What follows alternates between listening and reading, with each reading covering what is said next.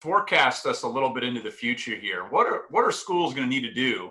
I mean, they're Mhm. thinking about how do I support students in general, right? But like, let's talk about what they need to do to support community college transfers. Let's talk about what they need to do to support first generation students, right? Like, there's all kinds of considerations in this. What do you think is going to be critical as we head into the fall, as we potentially persist with some form of distance or online learning, right? Like, getting Wi-Fi from Mhm. McDonald's.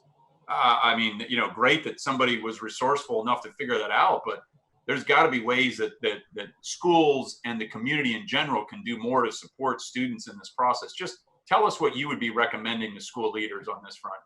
I think it's going to be important that you can consider the tech divide for many students from low income backgrounds. That is, you should provide an assessment of each student's ability to have both technology, Wi-Fi, and all of those things to be able to continue to, regardless of what happens, whether it is that they go to your campus and are sent back, that or you say attend a certain amount of time, that they have access to technology. Do not assume that everybody has the access that exists in a four-year institution or in your own home. That's number one.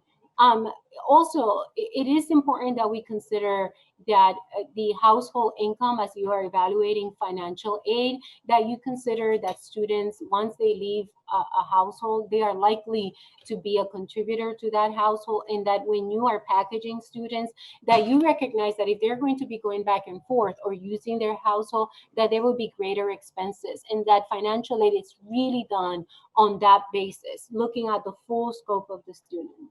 Most importantly, I always say it's really important that universities, in their own pedagogy and in their own analysis of the world, that they are able to keep the voices of multiple communities presence in their class discussions. This is not business as usual.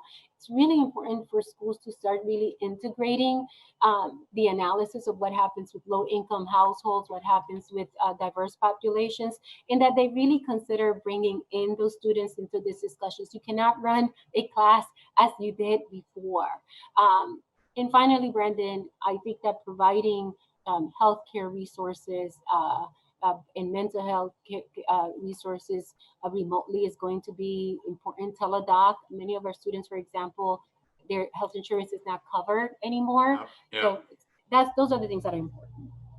Yeah, I think, those are all, I think, excellent recommendations, Nancy. I think that on the telehealth point, that's an area where I feel like with the disruption, we might actually find improved ways to support students.